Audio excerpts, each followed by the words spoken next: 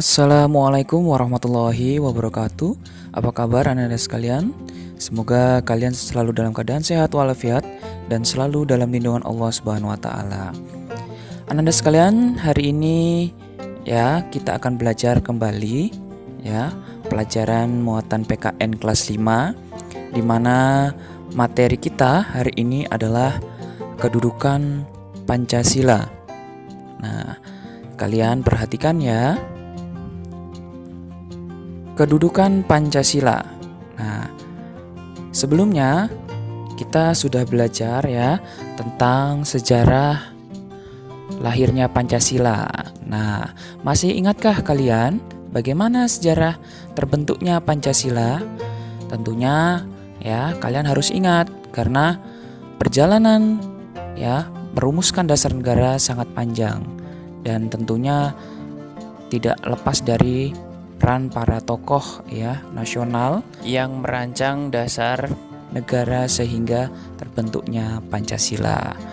Nah, baik anak-anak, kita langsung belajar tentang kedudukan Pancasila. Kedudukan Pancasila. Pancasila tidak dapat dipisahkan dari kehidupan bangsa Indonesia.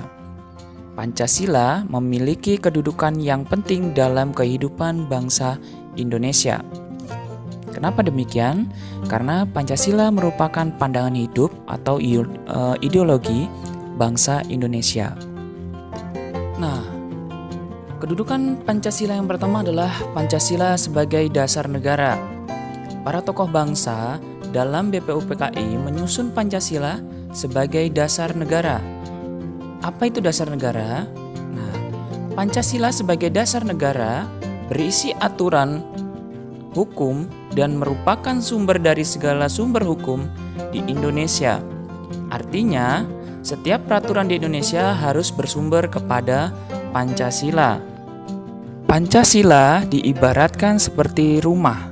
Nah, rumah disangga oleh tiang-tiang. Apa yang akan terjadi jika rumah itu tidak memiliki tiang penyangga? Nah, tanpa tiang otomatis rumah tidak akan dapat berdiri tegak, bahkan dapat roboh atau ambruk.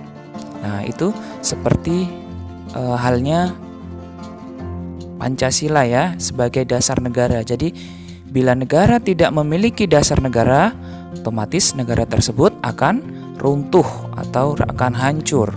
Nah, jadi seperti itu ya anak-anak ya. Kemudian, kedudukan kedua Pancasila yaitu Pancasila sebagai cita-cita bangsa. Nah, cita-cita bangsa Indonesia tercantum dalam alinea keempat Undang-Undang Dasar 1945, yaitu yang berisikan tentang 1. Melindungi segenap bangsa Indonesia dan seluruh tumpah darah Indonesia. 2. Memajukan kesejahteraan umum. 3. Mencerdaskan kehidupan bangsa. 4.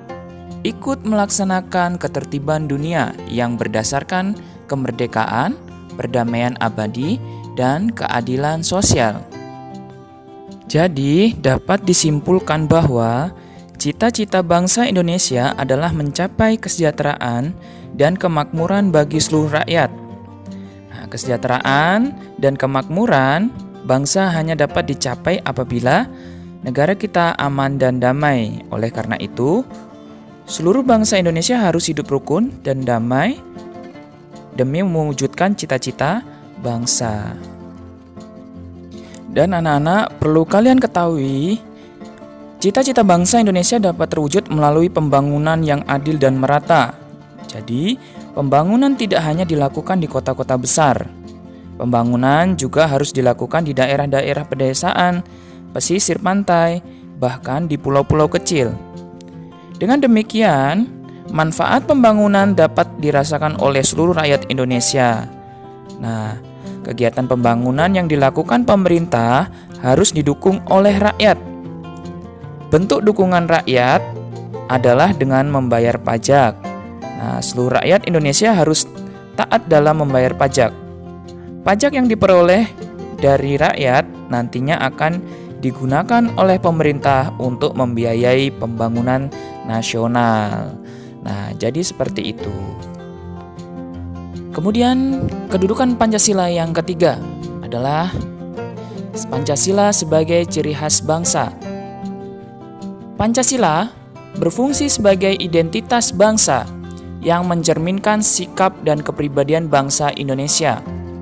Kemudian, Pancasila merupakan ciri khas bangsa Indonesia yang tidak dimiliki oleh bangsa lain, di mana bangsa Indonesia belajar untuk saling menghormati dan menghargai keragaman dan tidak menghalangi untuk bersatu. Nah,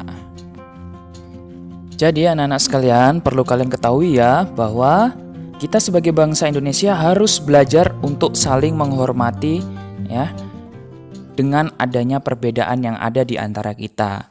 Karena sikap saling menghormati dan menghargai perbedaan ya, baik perbedaan suku, budaya dan agama merupakan wujud Pancasila ya, atau merupakan wujud dari penerapan Pancasila. Pancasila menjadi pedoman bangsa Indonesia dalam bersikap dan bertingkah laku. Setiap sila dalam Pancasila merupakan nilai luhur yang harus kita terapkan dalam kehidupan sehari-hari. Nah, jadi seperti itu ya anak-anak ya. Baik anak-anak, Pak Guru rasa ya pertemuan hari ini cukup dulu sampai di sini. Nanti kita lanjut ya di pertemuan berikutnya. Pak Guru ucapkan terima kasih karena telah bergabung dalam pembelajaran hari ini dan kelas hari ini. Pak Guru akhiri. Wassalamualaikum warahmatullahi wabarakatuh. Sampai jumpa lagi ya.